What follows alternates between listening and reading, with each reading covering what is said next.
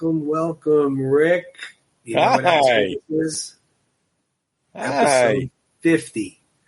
Wow. Episode 50. 50, my friends. 50. That's awesome. That's a pretty cool accomplishment. I have to say, I think we should be proud of that. Yeah. That's pretty absolutely. neat. We've been around long enough to have 50 episodes, and we haven't been booted off yet, so that's good. Right. Well, most people probably have a piece of tape or a piece of paper taped over my side of the screen. Yeah, I don't know about that. It might be the opposite. You might be like, let's not look at that guy. Let's listen. Yeah, we're tired of him. Yeah. Well, but like I said, we haven't been kicked out yet. No. Hey, speaking of kicked out, as you know, I'm partially kicked out of a Round 14 Instagram page there for a little bit. I don't know why. I know. What are you doing over there? I don't know. I obviously did something. It said that I was I attached the name, I guess, or the handle, whatever, to some kind of like building app, like to get more followers and get more likes and all that kind of stuff. And I'm like, I don't do any of that stuff. I don't want to do it because of those reasons. I don't want to get shut down.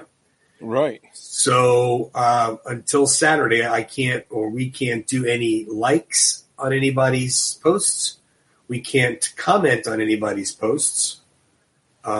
We could still post our stuff on Instagram, on our page. Okay. And we could still write in the posts. Okay. But that's about it. I can still put things on reels and stories and things like that. Right. So I did reply to them like, look, I don't know what you're talking about. I don't do anything. I am as careful as could be on that page. I don't do anything like controversial. Trust me, if I said what I wanted to on that page, I wouldn't be up a week. Yeah. But I am not about to lose a page that Sly follows. So Sly, if you're listening, please, for some reason or other, they boot me off. Look for Round 14 Part 2. Could it be like fat thumb type things? You hit the wrong button. It might have been. I mean, because I get a lot of, when you post something and then somebody comments, "Oh, nice," and then you get those bot comments like promoted on this site, do this. That. I'm thinking maybe it was one of those. I don't know. You probably hit it by accident. I mean, those are so small and it's so easy to do. So anyway, like I said, so I did report it to them because it said if you think it's incorrect to let them know, which I did. But I'm still banned till Saturday. But that's okay. I'll just Tony was grounded. Tony was grounded. Hey, I changed the password to this like ridiculously long, stupid password that I had to save because I never would have remembered it. Right. Just in case anybody hacked it, because I got hacked that one time, as you know. I had 11,000. Yeah, I had 11,400 followers. This is before I started Round 14. Right. And that was on my Tony C one, and then I got hacked, and then I had 5,000, and I got hacked again, and that's when I started Stallion. And so far, luckily, 1,800. I'm still going strong. I care more about the Round 14 app, the Round 14 page more than I do my own. I can care less about my page. So I changed it, the passwords in case we're hacked, and I also changed it to a business account. Oh. So I figured maybe I have a little more clout if it's a business account. Okay. So speaking of business account, we're going to put up the wonderful merchandise that you make, not the wonderful model that you'll see soon, but look at that handsome guy. Look at that merchandise there. Look at that. Look at that shirt. Gentleman. Look at that hat. Look at that. Yeah. So you can get that stuff on the Instagram, Round 14 Instagram page. You can get, obviously, street signs. Let me take that big ugly goof down. Street signs, which are behind us there, if you choose. And if you don't want the Round 14 merch to promote our site, then just get the hell out of here. I'm just kidding. If you don't want that, then obviously you can get, look, hey, my man made this amazing Rocky album cover shirt. So he can make anything. He's magic with that vinyl machine. Hey, dryer's done. Dryer's done. See, he's making more as we speak. He's making more. Laundering money now. See, now we're really going to get banned. Hey, the hundreds are done. Come get them out. I told you to make 20s this time. Less conspicuous, Well, last time I did 20s, I put Stallone on them. Yeah. Well, So we have another update besides the merchandise and the Instagram ban. We have another update that Cuff and Link have been doing very well in their new home, their new environment. Yes, they are. I hate to say it, but I really wish that before I put them in the water that I painted C and L on their shell. Yeah, now at this point, it's like, I don't know. I mean, I guess you could take them out and do it anyway. Yeah, I mean, It's funny you said that because a very, very long story short, quick story. We took the girls to a sea turtle rescue down in Sarasota, and they did that. They on the top of their shells, everybody had a name. One was named Captain Morgan. One was named Jimmy Buffett. Oh, nice. So they had it on there. Okay. And just so you're aware, if you do want to do this, they did it on there with like a safe paint that didn't hurt them, like a nail polish type of paint, because their shell is just like our nails. It grows back. Okay. So it doesn't harm them. And if for some reason it got scraped off, it'll grow right back. And so, you want to put Cuff and Link on them? Or CNL? Yeah. I couldn't imagine having twins. What a horrible dad. You want to just keep calling the same one, the different names. I know. Hey, Cuff. Yeah. But it's funny. Every morning, one or the other, they're out there sunning themselves. And nice. Yeah. They never both out at the same time? No, I never see them. Every once in a blue moon, I'll see them both out, but I haven't seen them both out in a minute. But when I built the pond, I built caves and structures underneath, and also like air vent trap, where they could go up underneath and still climb up and underneath this way. Right. Knowing that they very well could spend the winter out there. Yeah. So I wanted to make it a habitat that, was going to an environment that they could live in. Are they going to be able to survive the winter if it goes into winter time? Well, I'll put a heater, Oh, okay. The ones that they put in the cow troughs on the farms. Okay. I throw one of those in there. What it does is it heats the water up to like 60 degrees ish, maybe. Okay. Just enough to like melt the ice and snow around it. So you let the, lets the oxygen come in and the CO2 out. And that's how the fish will continue to live and whatnot. So how big are they? Are they about? The turtles are they're about like that right now. Okay. Yeah. Oh, so they're growing. Yeah, they'll get up to a foot. They said. Oh, really? Oh, wow. Yeah. They're a lot bigger than Rocky's Cuff and Link. They will get, yeah. I mean, I think these are called Mississippi mud. They got like a really cool red stripe on their head. But that's awesome. Yeah, I might have to go get turtles. They were like $25 at one of the Petco or whatever. That's awesome. Very cool. A bunch of years ago, I was down at the Erie Canal. I know you've heard of the Erie Canal. Uh-huh. And it used to be when I lived in Camillus, New York, it was basically in my backyard. And we were down there, and I'm standing there. Now, I have no sense of smell to speak of. Not COVID related, just been that way for You just don't, right? Right. Okay. Well, I'm standing there, and I'm like, wow, what is that stench? And for me to smell something, I was going to say it's bad. And I turn around and I look to my right, and kind of like if I'm at 12, I'm at the 4 o'clock position. There's this snapping turtle, and he's this one eye, and he man, did that thing stink? Oh, I bet. Oh, mean. Oh man, those things are mean. Yeah, I'll take your arm off those things. I did not get a snapping turtle. I got these. No, I don't blame you. I don't blame you. Yeah. It's Cuff and Link. Yeah, Cuff and Link. Those were like Rocky co-stars for a long time. No. Hey, the 10s are done. The 10s are done now? Oh, good. Deb, the 10s are done. Come get them. Oh, man. Yeah, he had those turtles he still has them, I think, right? 40 years now, 50, 40, it's crazy. 40 something, 40. Well, what are we on, the 46th anniversary of Rocky? Well, 2026 is the 50th, so this 47th. 47th.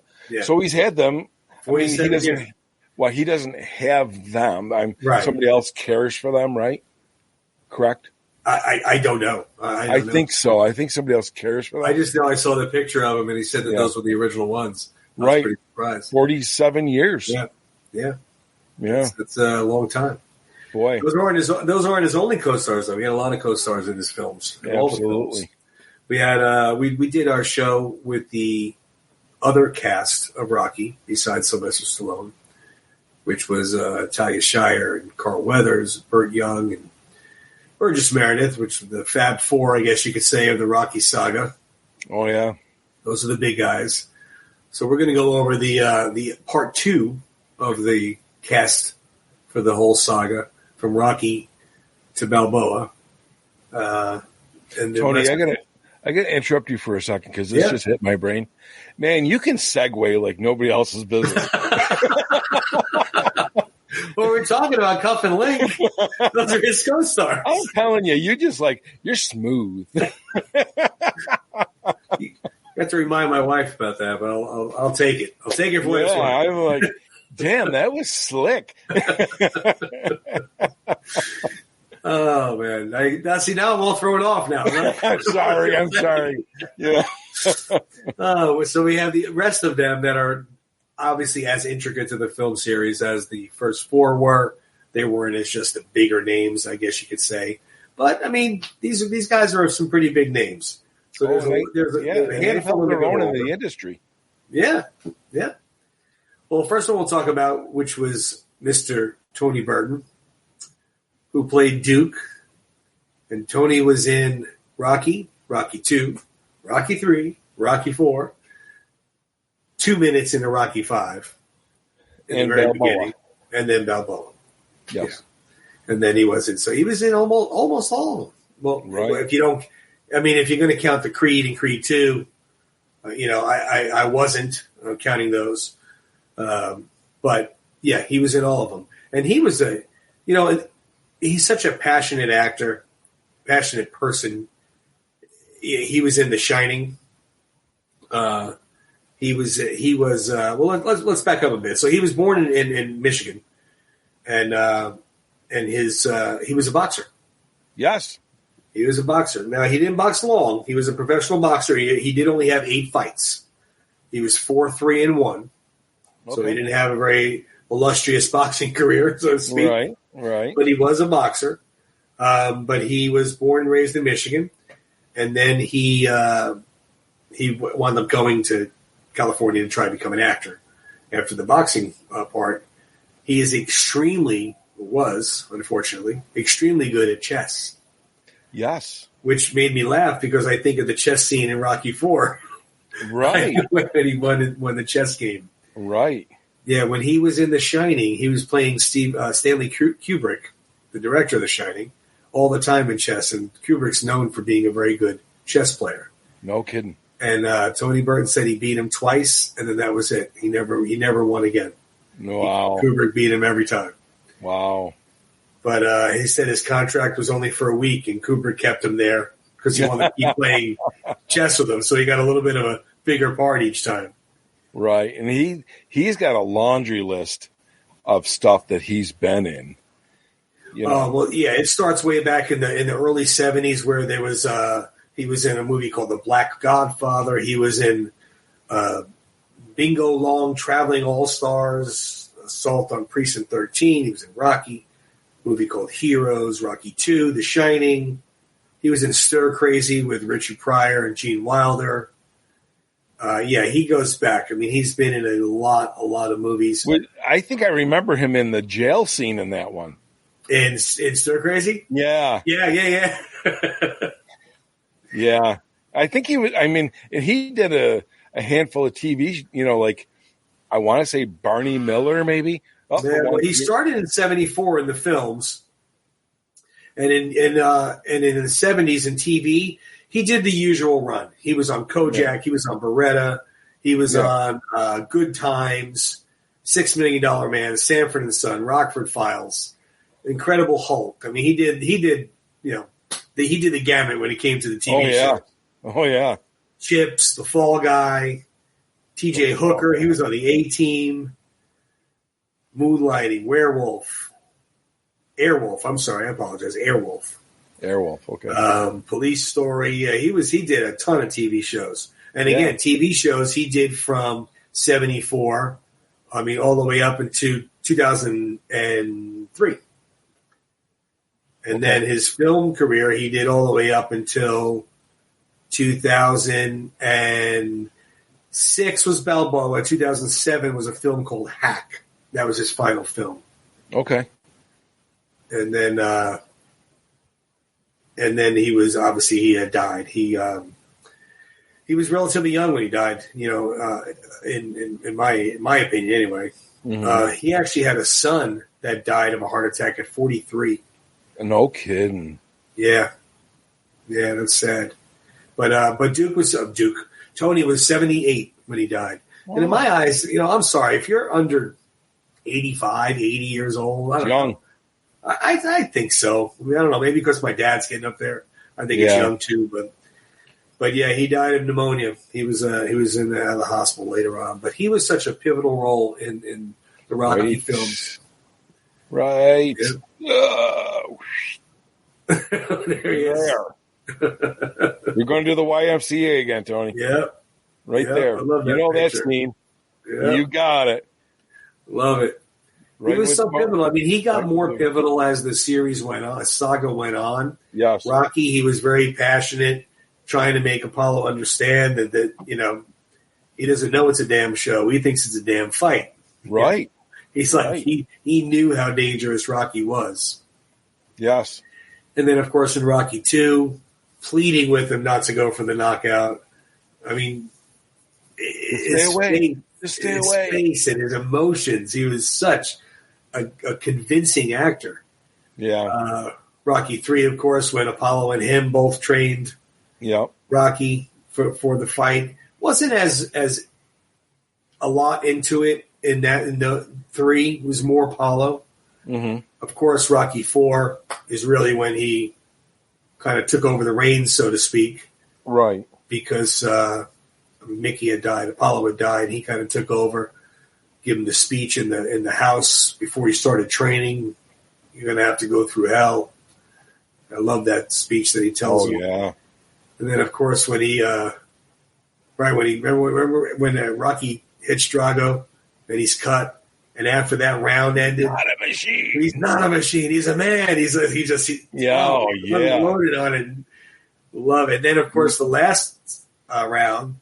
This is your whole life. You got to punch and punch. You get punched. He's just so much passion, so much emotion. Yep. And he just gives it his all. He's just such from what I heard, he was such a pleasant man, a lovely man. He was, very kind-hearted and loving. He brought a lot to the Rocky saga. And like you said, the scene where Duke's training him in that dingy gym, speed. You don't have it. And hard running is out. Because of calcium on your joints. Yep. Always like, I had that.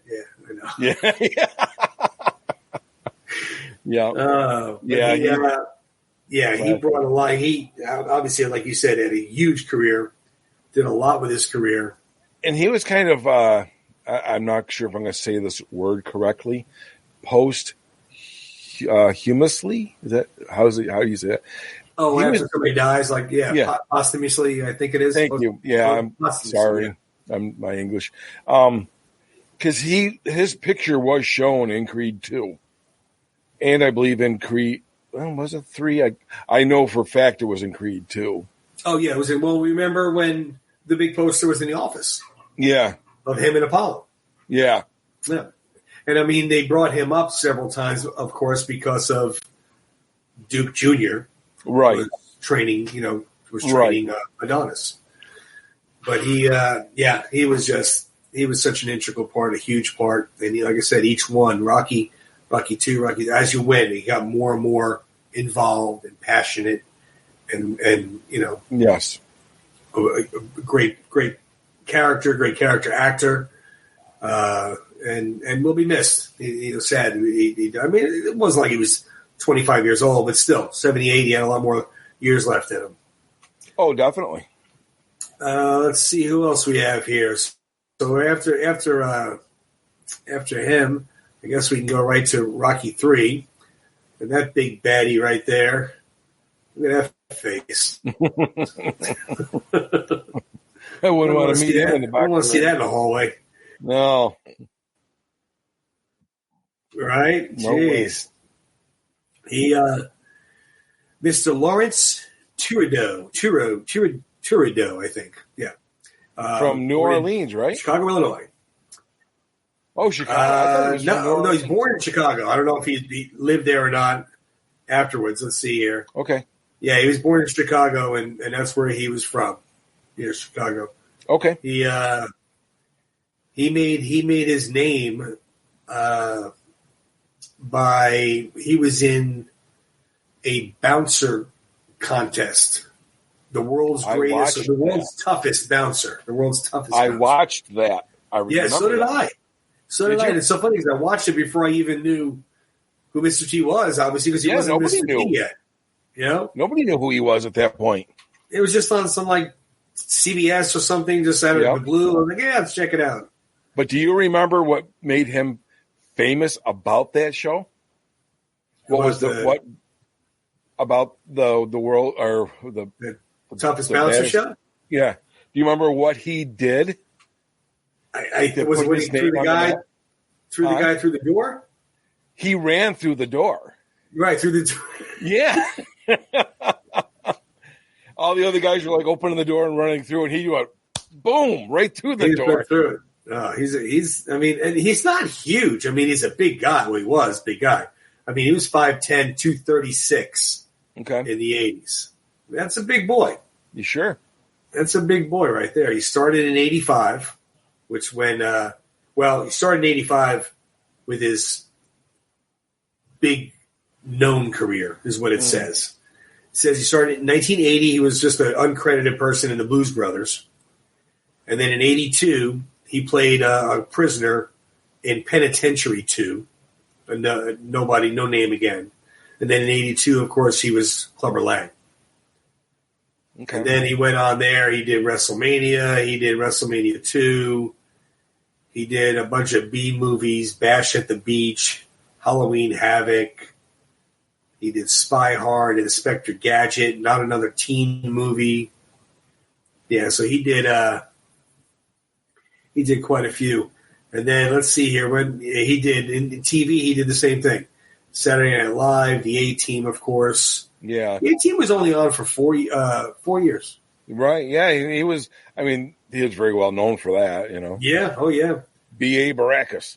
Yep, he was on Different Strokes. He had his own 83 to 85. He had the Mr. T cartoon show. I remember that. I remember that. Yep, and then WWE again.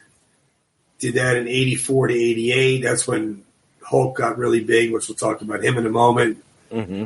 So, yeah, he went all the way up. And, I mean, Malcolm and Eddie, WWF Raw, Johnny Bravo, The Simpsons, the comeback. He did Dancing with the Stars in 2017. Right. I didn't know that.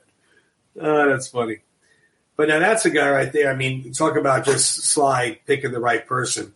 Yeah. I mean, you could. He was the polar opposite of Apollo.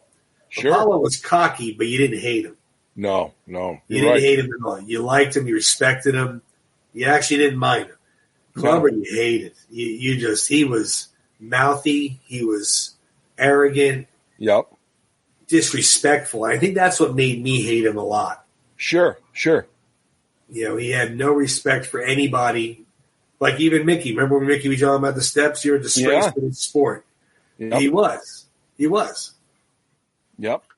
Yelling at Adrian, yelling at Mickey. He was a mess. But he was, when he threw those punches in the ring, though, holy. I pity the fool. Oh, I pity who's getting hit. That's what I pity. But I heard, I had read that when they were, when Sly was choreographing the fight scenes with Mr. T, that it was very difficult because he kind of would do his own thing. And oh, really? Yeah, it kind of shows the way he's swinging. I mean, he was swinging pretty hard. He was roundhouse. I mean, he was coming from here, and he was. Yeah. I mean, he just whoosh, whoosh. He was coming around, and Sly's getting hit. He's not one for pretending and missing. Right. He'll take a punch. Why his hands were up. He was like getting hit all over. Right, but I did read somewhere that it was tough doing those scenes because Mr. T was kind of like sometimes to go his own direction. And right. I didn't. I got to look that up. I didn't read that. That'd be a dangerous game to play. That's for sure. For Sly, obviously. Right. Like we talked about last episode, cut. Exactly. And I'm sure he did yell, like, "Look, Mr. T, we're filming, brother. All right. Yeah, right. We're not. This is not real. Just please turn it down." Well, wasn't it Rocky too? Wasn't it Ernie Shaver? Was it him, or was it Larry Holmes that he had try out to be? I think it was Shaver. I know it wasn't Holmes. Okay, so it was Ernie Shaver. Who was going to be the original, or he read for the part of. He read for Apollo Creed. Yeah, and Ernie hit him hard. Yeah, and knocked him down pretty good from what I understand. And he's like, I can't work with a real boxer. No. Because it's too dangerous. No, if you get an athletic actor, you could teach him how to box. Yeah. It's very difficult to go teaching a boxer how to act. Yeah. Especially when it comes to hitting and pretending. Oh, yeah. They only know one gear. Right. They only know one, and so it's tough.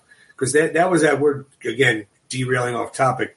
That was what I was reading about when they made On Any Given Sunday, and they had guys like Lawrence Taylor, and they had some pro ball players on that team, and those guys were hitting like they were playing, and they were like, Dennis Quaid is like, dude, I'm an actor, man, please, I don't need this, 6'4", 240 lineman coming at me, right? But yeah, so I could see. I mean, Mr. T, like you said, when he went through the door, he probably just knew one speed, and that's it. But it definitely, I mean, Rocky III made him a household name, that's for sure, with the gold chains and the mohawk and Say No to Drugs with Nancy Reagan. And I was just going to say that he was everywhere from 82 to 90. He was everywhere. Oh yeah, he was. And they had the little trading cards. Cards, cartoons. He had a cereal. Yeah, I remember seeing the cereal in the grocery store. If anybody had on more than like 3 chains, they were like, "Oh, what is that? The Mr. T starter kit?" Everybody knew Mr. T. Yes, there was supposedly a part. I think it was Creed 2 that was written where Mr. T was going to be calling one of the fights of Drago and Adonis. Okay. But obviously it didn't happen. There was supposed to be. I don't remember. And also, too, there was also something else for Balboa. I remember reading that Rocky, Mr. T was a fight commentator, and they were visiting Drago. Drago was in the hospital dying of AIDS because of the needles from the steroids. Oh. I never heard this. Yes, I don't know. Like I said, you read some of this stuff online. Yeah, I mean, it could be the game of telephone that by the time it gets to you, it's so far out of whack. True. But anyway, but Mr. T, I mean, he's obviously retired from the limelight. He's laying low right now. I mean, he's 71 years old. Yeah. I mean, he doesn't look like this anymore. He's like no. Definitely a lot older, but he was definitely the baddie. He was a bad guy. He was definitely a villain you didn't like. Right. Until this young man came along. I don't know about you, but I can't even express how much I hated Drago. I know, right? When I saw him in the theater and the way he didn't talk and the way he just, I remember a couple scenes where he was just like looking at Rocky, like giving him a look like, yeah, all right. Like shaking his head at him, or when Rocky was holding Apollo when he killed him. Yeah. And like Drago walked away and was like, making a face at, oh man, I hated that guy. Yes. God, did I hate him. But Mr. Dolph Lundgren is not as hateable. He's a good guy, good actor. Yes. Smart guy.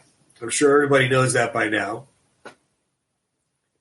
He has the Royal Institute of Technology, a BSc in the University of Sydney, and MSc in Washington State University, and MIT in engineering.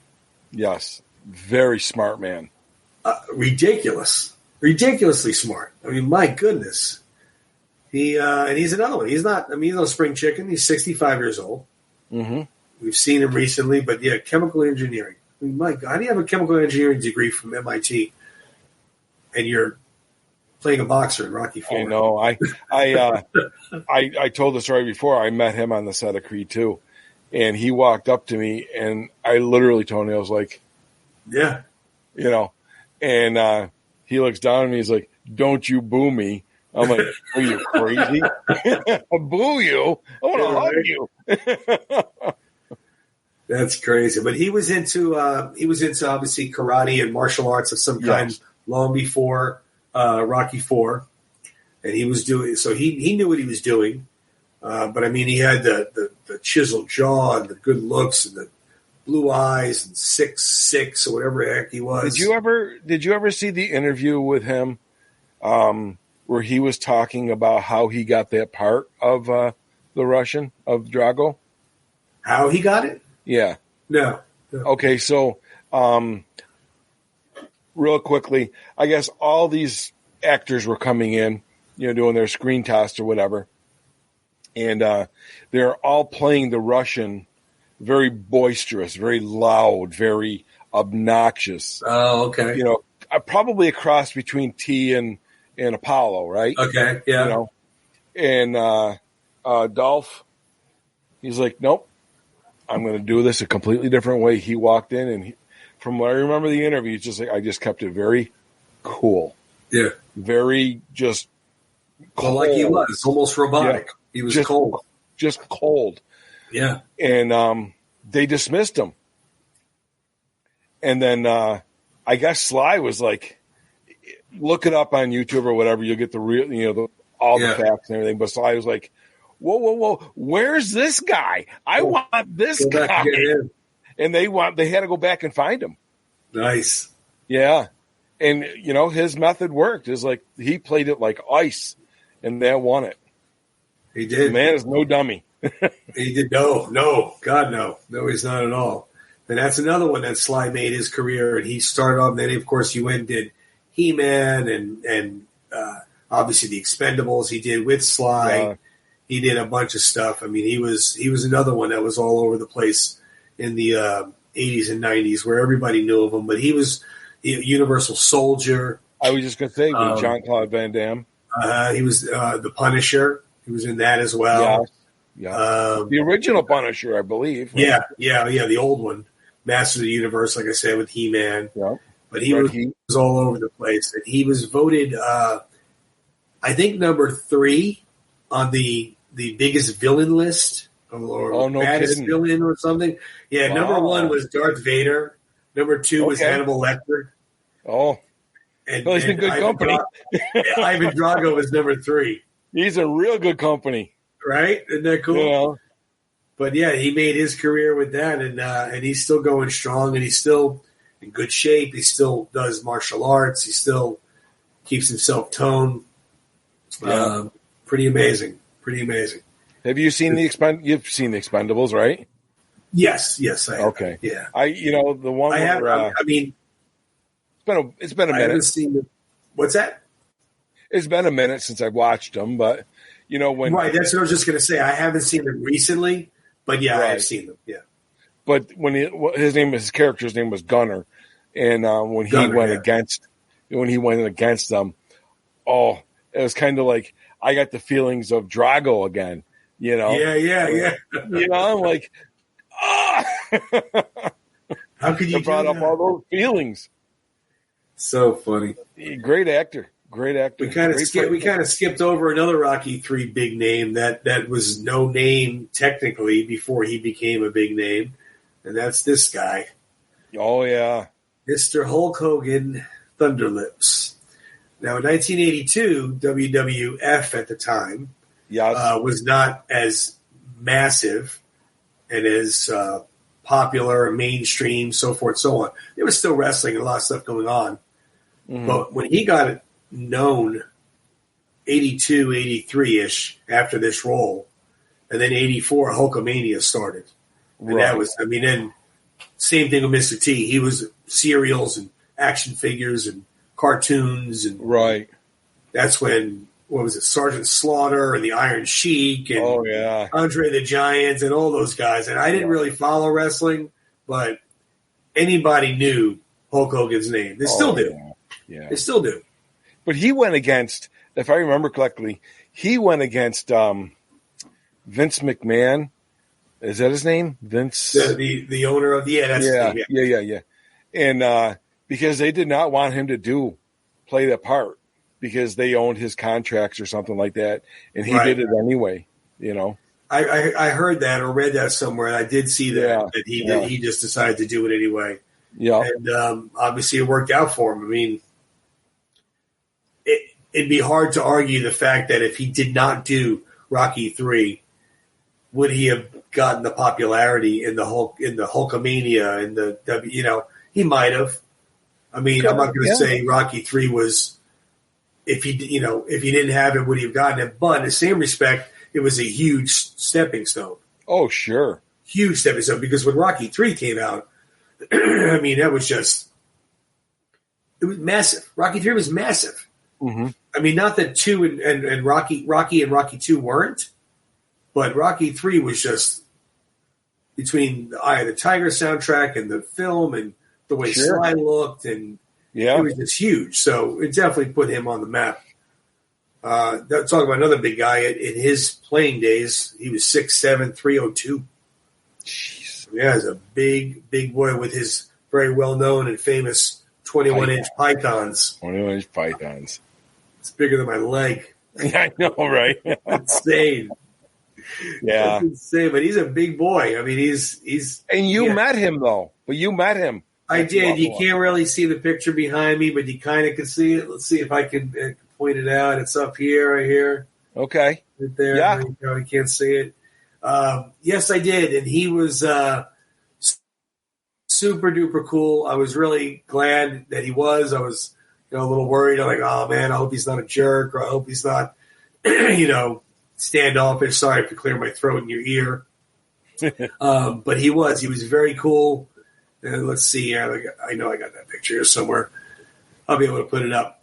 Long story short, he just started doing his karaoke's at his Hogan's hangout. There he is. There it is. He's sitting, by the way, everybody. He's sitting down. I'm standing up.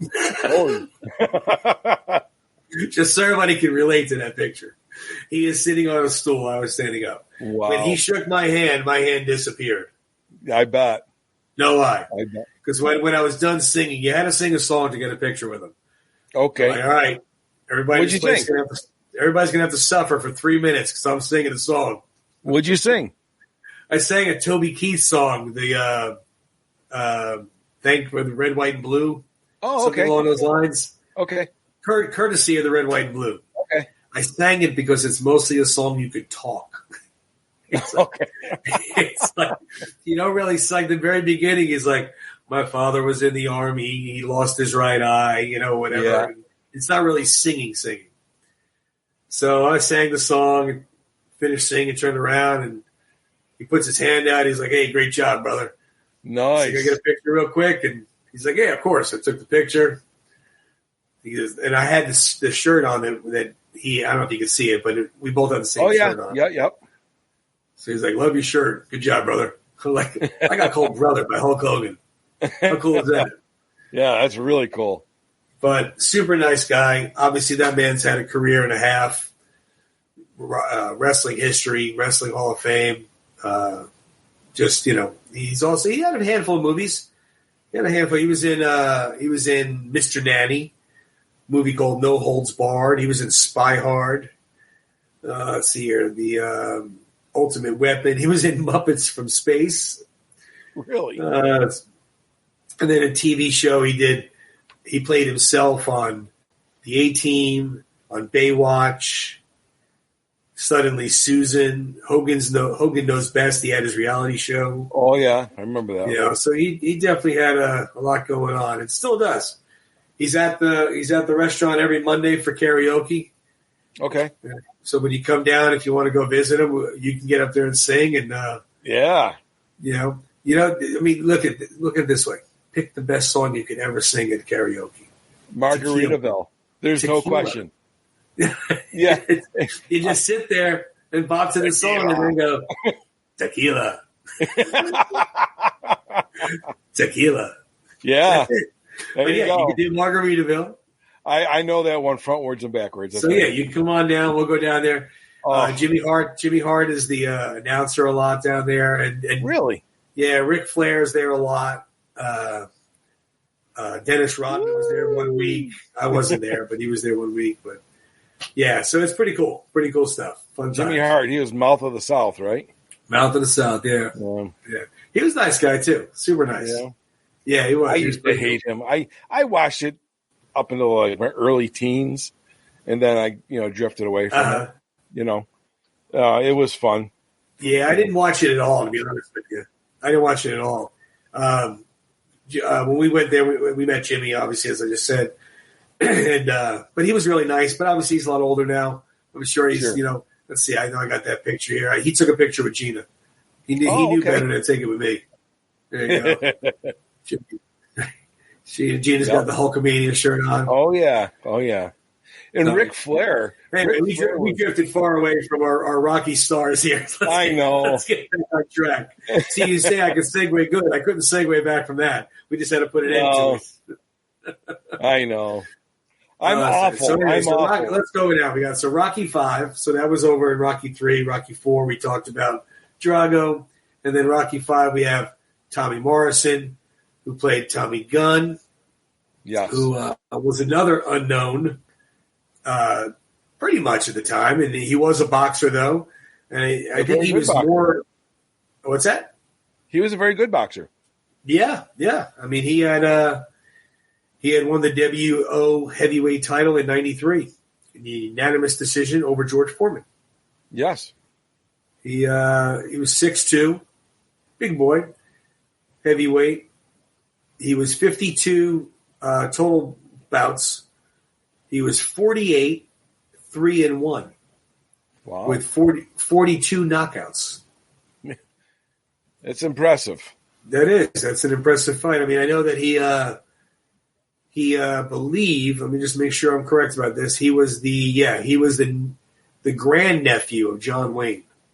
Oh, really? I did not know that. Yeah. He was grandnephew of John Wayne. He was only 44 when he died. Okay. Yeah.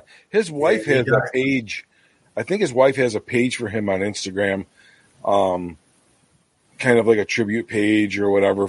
His wife does? Yeah, I believe so. Okay. And, and she every once in a while will not so much discuss, but has talked about, his untimely death, right, which was caused by a bad transfusion, I believe.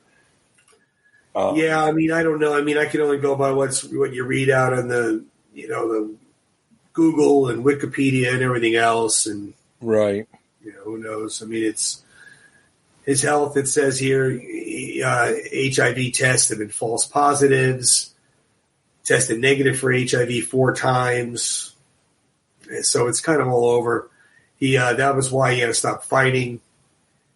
He had legal issues. He had a DUI. Yeah. Definitely didn't make good choices after getting up there and getting more well-known. Right. But it says here that, quote, August 2013, Tommy Morrison's mother, Diana, said Tommy had full-blown AIDS It was in his final days. He died in Nebraska at the age of 44. Cardiac arrest resulting from multi-organ failure due to septic shock caused by the infection. So, yeah, sad way to end that, because, I mean, as much as a lot of people don't like Rocky V and Tommy Gunn's performance, you know, I mean, he's still a man. You don't want to go see him die at 44 years old. No. So it's sad. It's sad. And like you said, he had a very successful and boxing career. I mean, sure, that's no joke to have those kind of numbers, you know, and win a title. Right. So it's, you know, against George Foreman. So it's not like granted, in 93, George Foreman wasn't the George Foreman of old. Right. But he's still George Foreman. Sure. You know, and Foreman hit. Oh, God, I'm sure. In his early years and in his later years. Oh, I'm sure. Even when he was remember when he won the title, when he was 40-something, whatever he was, you know, he's a big round dude that if you saw him, you know, at a backyard barbecue. Yeah. You wouldn't know any different. Crazy. Yeah. Too short. Too short. But yeah, so Tommy was playing Tommy Gunn, and you know, I mean, the role was what it was. I don't know anything about why Sly chose him. I don't know. I've never read anything about why or how. All it says was Morrison's known for his action career, having starred along Sylvester Stallone in 1993 for Rocky V, retired from boxing in 96 when he tested positive for HIV. But it doesn't have anything like on a story of how he was chosen, or I've never even read anything why Sly chose him or how Sly chose him. So right, yeah. Unless anybody else knows more about that, please let us know. Right. I mean, in the back of my mind, I think, well, is it because he always likes to have a real boxer in his movies? You know, he had Roberto Duran in maybe Rocky, maybe, and I don't know. I don't think there's any. You know, I don't know about Rocky 2, but no, Rocky 2 was Rocky 2. Yeah, Rocky 2. Roberto Duran was in it. But I don't know. I don't know what his reasonings were, but it was what it was. I mean, it made the movie what it was. It, you know, I'd love to see him do like he did with 4, to do that with 5, like director's cut. Can't really do director's cut. He didn't direct it because John Alvinson directed it, and John Alvinson's no longer with us. So I'm sure he could kind of splice it and piece it and put together what he would like for it to have been. And there's also a director's cut out there on YouTube in full. If you go to YouTube, and it has a lot of different stuff in that film, a lot of different stuff. Right, it's hard to watch. Hard to watch because it's grainy. And it has boxes over the top and bottom, and it has like a timer. It's very distracting, but it's but yeah, if you check it out, it's a better film than what was released, in my opinion. I've tried to watch it, and you're absolutely correct. It's very distracting. Yeah, it's a lot going on. I didn't really care for all that, but it is what it is. Right. So, well, we only got 2 more to cover here. So we got that's Rocky V. Then of course leads us up to Balboa. Excuse me. And Balboa, one of the main characters, is not a boxer, but is Milo. Now I gotta make sure I say his name right. Milo Ventimiglia. Ventimiglia. Yeah. Okay. That's a tough one. That is a tough one. I'm sorry, Milo, if I'm saying that wrong. But Ventimiglia played Rocky Jr. Yes. Fantastic job he did. Great job in the action department on that. And he had he's been around a long time too. He's 45, so it's not like he's a spring chicken, but he's also been around a long time. He started in 97 with a lot of the teen, like he did She's All That and A Boy's Life and a couple of things, Winter Break, stuff like that. Of course, 06 he did Balboa. Wasn't he in like One Tree Hill? That TV show series? Let's see. I'm only on the films here. So he did, he was in Grown Ups 2, Grace, Monica, Walter. There's a lot of these films I don't know of. So here's TV. He did The Fresh Prince of Bel-Air, Sabrina, Saved by the Bell, Brooklyn South, One World, Promised Land, CSI, Gilmore Girls, Boston Public, Law and Order, Bedford Diaries, Robot Chicken, Wolverine, Gotham, Whisperers, Gilmore Girls again. This Is Us was his big TV show. He did that for 6 years, and he got a lot of accolades from that show. I never personally watched it, but my wife did, and Gina loved it. She said it was fantastic. And Sly does a cameo in that show. Tony, I got to tell you, so we just bought the box set of This Is Us recently. Oh, so you know of it. Okay. So we watched it when it was on. Okay. Now we've been rewatching it. We just watched that episode the other night with Sly in it. Great episode. Okay. But let me tell you something. Milo, all of them, everyone in that TV series it's an amazing TV series. Cool. It really is. It really is. You get just drawn into this family, and you feel like you're a part of it. And it's kind of like Cheers back in the day. You just felt like, you walked in the bar and everyone yelled your name type thing. Right. It's one of those shows that it will go down in history, in my opinion. Cool. And Milo is amazing. Gina has said very good things about it as well. She watched it from the beginning. Yeah. As well. Milo is amazing. And the different parts he plays in that, because they go back and forth in time. So he's playing younger and older versions of himself. Oh, okay. He's a great, great actor. He really, truly check it out, I think. I'll have to see. Yeah. Well, also in Balboa, besides Robert, is the other fighter that Rocky takes on, Mason the Lion Dixon. Yes. Again, played by a real boxer, Antonio Tarver. And Antonio Tarver has one film to his name, and it's Rocky Balboa. That's right. But he's had a very long professional career as a boxer. He made his debut at 28 years old in 97. And has gone on from there. Let me see if I can find his record. He was 39 fights, 31 wins, 22 KOs, 6 losses, 1 draw. Okay. I did have the opportunity. I have met him twice at the Boxing Hall of Fame. Very nice man. Cool. Very well spoken, very polite. I have a picture of him and I hanging right over there on the other wall there. And, I couldn't, just nothing but good things to say that I know of him, That's awesome. That's good to hear. I stood next to him for about an hour, and we just kind of shot the bull like you and I are doing back and forth. Right. We talked about, I showed him my picture with Sly, and we talked about Creed 2, and, super nice guy. Super nice guy. Very cool. That's cool. Good to hear. Yeah.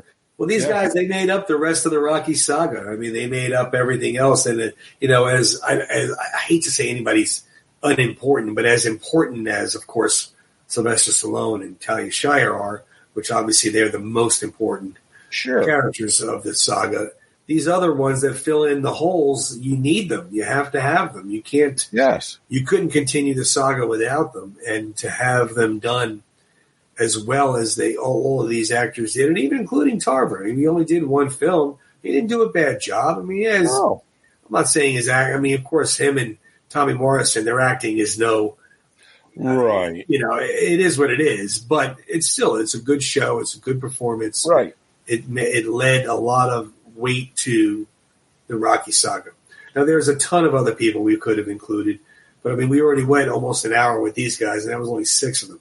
So it's like we could not include, Joe Spinell for Gazzo, or David for Juergens, Spider Rico, Pedro Lowell. There's so many. The ring announcers, Bill Baldwin and Stu Nahan, they did what? Almost they did 3 of them. 4? Were they in 4? I know they did Rocky, Rocky 2, Rocky 3. Wolf. Oh, 4 was Warner Wolf. That's right. Yeah, Warner Wolf. I mean, there's just so many of them. You couldn't include all of them. You just couldn't do it all. No, we can always do another episode on those.